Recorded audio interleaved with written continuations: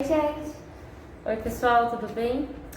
Hoje a gente vai fazer uma brincadeira com vocês aqui. Vamos para mais uma semana falando sobre o Dia Internacional da Mulher. E trouxemos essa brincadeira, que é o seguinte: eu tenho aqui algumas imagens de mulheres que de alguma forma são importantes para a nossa história.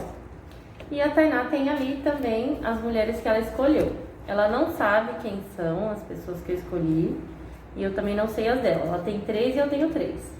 E aí eu vou mostrar a imagem para vocês e para ela.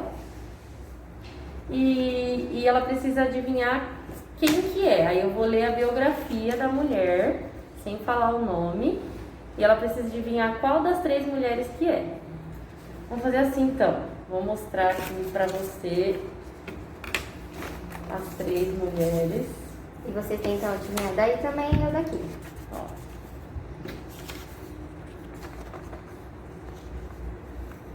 E mais uma. Certo.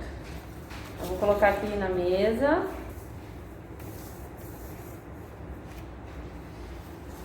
Vou escolher uma aqui.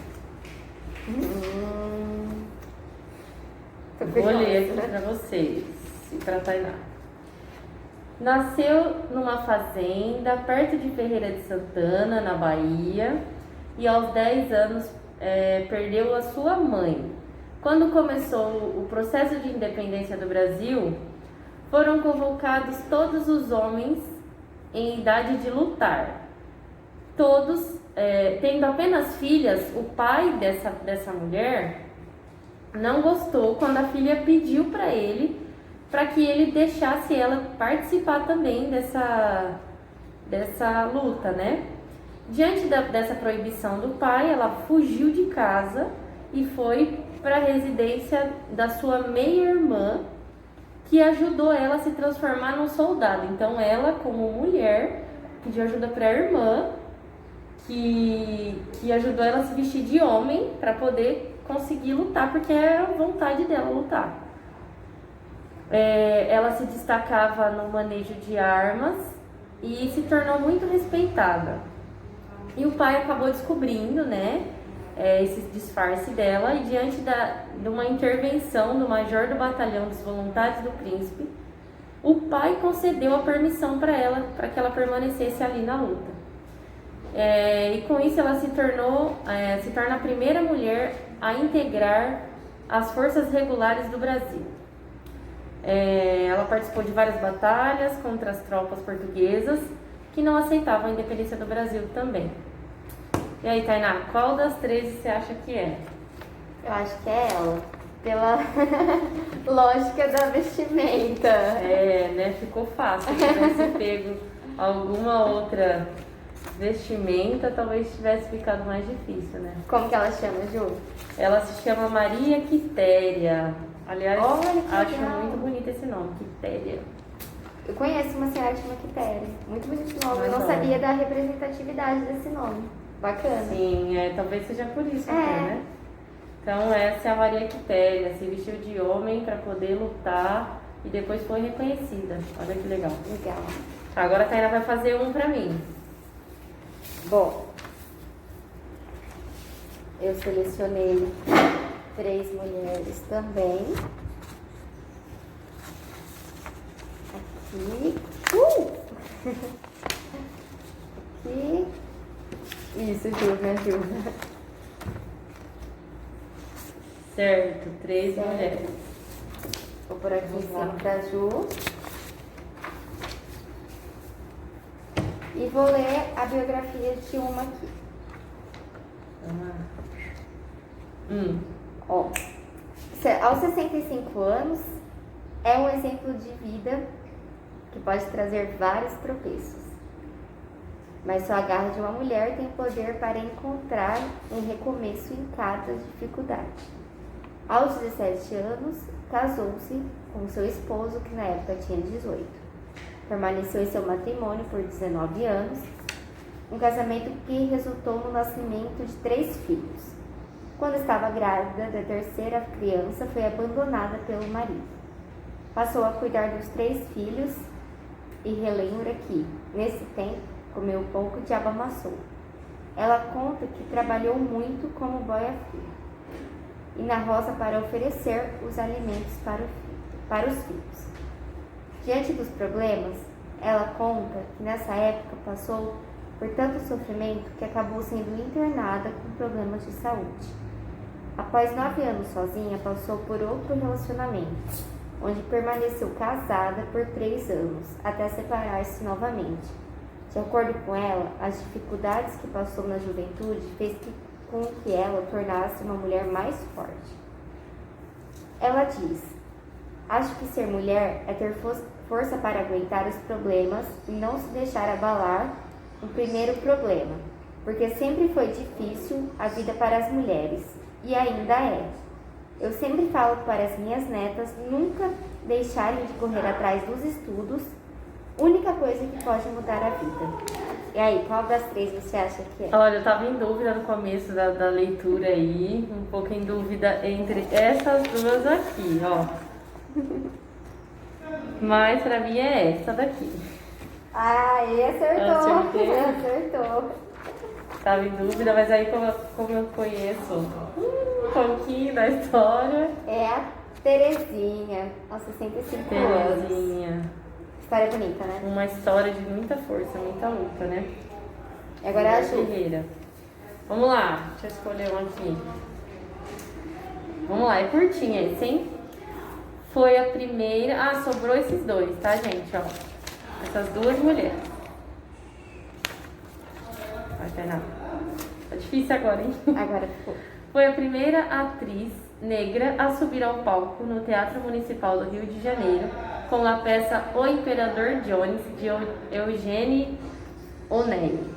Estudou em Harvard e, de volta ao Brasil, em 1948, estreou nas telonas do filme Terra Violeta, baseado no romance Terras do Sem Fim, de Jorge Amado. Em 1953, estrelou Sim a Moça, filme produzido nos estúdios Vera Cruz e protagonizado pelos atores Anselmo Duarte e Eliane Lage. Ok, Sim a Moça rendeu para ela a indicação ao prêmio de melhor atriz no Festival de Veneza, sendo esta a primeira vez que uma atriz brasileira foi indicada ao prêmio internacional. Gente, estou em dúvida. Estou muito em dúvida mesmo. Porque as duas têm cara de artistas. As duas têm cara de artistas. É difícil saber. Não sei agora. Aí é que tá, uma coisa importante. Nem sempre a gente pode julgar pelo gosto, né? Sim, é Nem verdade. sempre. Porque as duas têm cara de artista. E agora? Eu chutaria as duas. Vai, manda a balinha aí. Deixa eu ver. Segue sua intuição. Acho que é. É a Ruth de Souza, é essa aqui, ó. Ah, errei. Ruth de Souza, ela fez uma novela muito antiga. Sim, A Moça, uma novela extremamente antiga. Legal, gostei. Muito legal. Agora a Ju. Vai, e aí? Essa e essa, gente. Vocês conhecem uma delas? A história delas? Vou ver essa daqui, que é. Vamos lá. Com 6 anos, contraiu poliomielite, que lhe deixou com uma sequela no pé. Com 18 anos, sofreu um grave acidente de ônibus que a deixou um longo período no hospital. Apesar de deprimida e incapacitada de andar, passou a pintar sua imagem com um espelho pendurado na sua frente e um cavalete adaptado para que pudesse pintar deitado. Dizia: para que preciso de pés quando tenho asas para voar? Nossa. Sua primeira pintura foi autorretrato em um vestido de veludo. Em 1929, com 22 anos, Opa, gaguejei. Ela se casou. Mudei. Perfeito, se casou. E foi morar na Casa Azul, onde nasceu. Em 1930, engravidou, mas sofreu um aborto espontâneo. Nesse mesmo ano, foi com o marido para os Estados Unidos, onde ele realizou exposições. Moraram em cidades de Detroit, São Francisco e Nova York. Nesse período, sofre um segundo aborto. Dedica-se à pintura, realiza um grande número de autorretratos de inspiração surrealistas e, apesar de negar, dizendo nunca pintei sonhos, e sim minha própria realidade.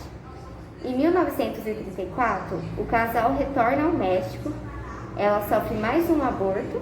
Nessa época, que difícil. Tem os dedos dos pés direito amputados.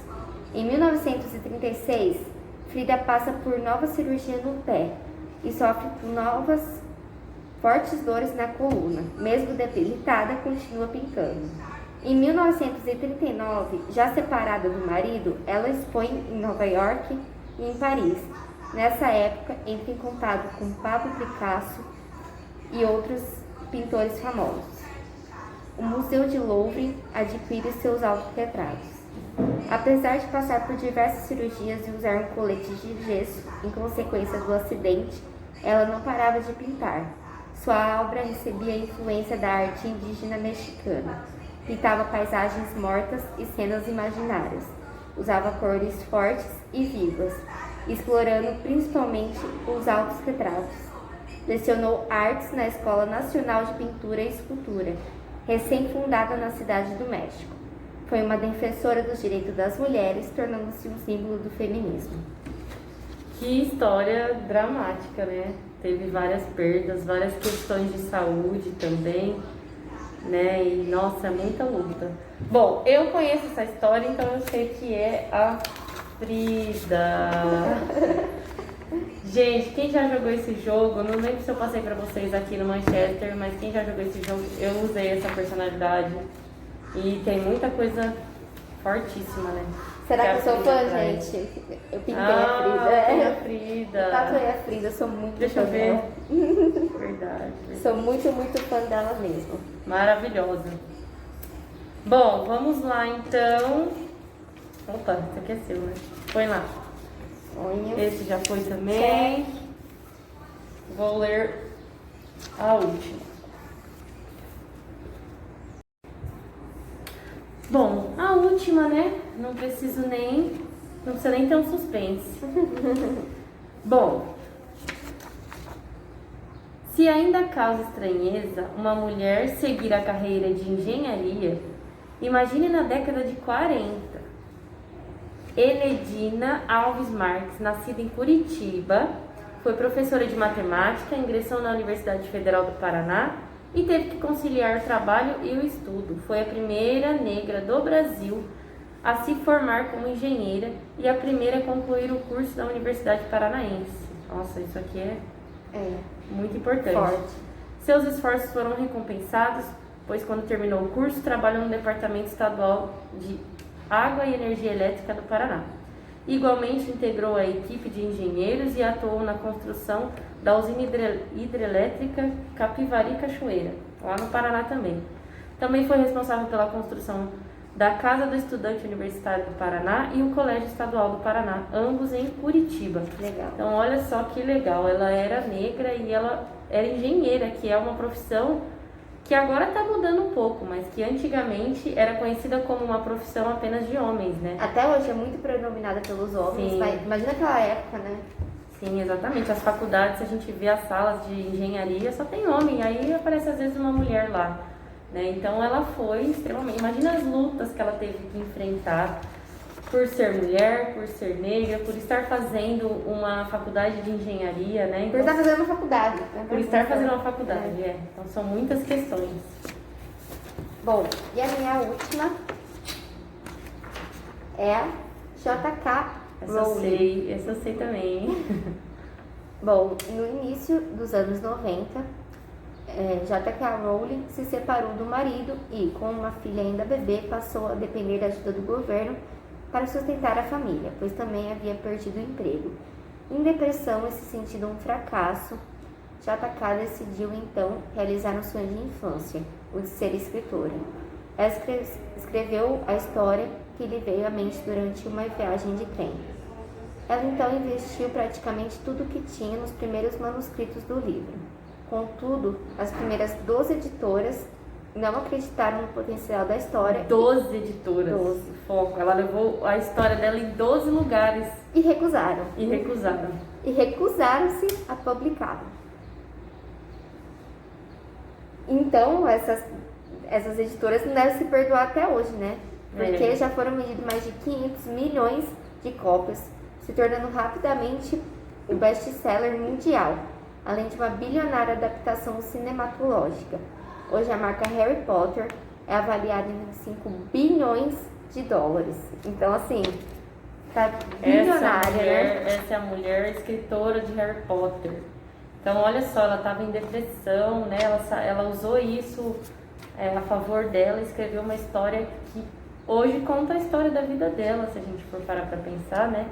Analisar Harry Potter. E 12 lugares recusou, e o lugar que reconheceu, olha só como que mudou, né? Como que ela foi guerreira, mesmo na depressão, ela enfrentou isso, né? E ela não desistiu nem na primeira, nem na segunda, nem na terceira que recusou. Ela foi lá e tentou 13 vezes, né? É aquele exemplo de não desista dos seus sonhos, né? Realmente. Enfim, gente, essa brincadeira dá pra vocês fazerem aí de casa, dá uma pesquisada, joga lá no Google personalidades femininas, tem muita coisa legal, tem muita história legal que fez muita diferença para nossa história atual de hoje, né? História do Brasil, história do mundo, enfim. Existem muitas personalidades importantíssimas de mulheres, né? E até hoje existem, e essas mulheres também contam suas histórias, certo? É isso então, espero que vocês tenham gostado. Beijo. Tchau, tchau.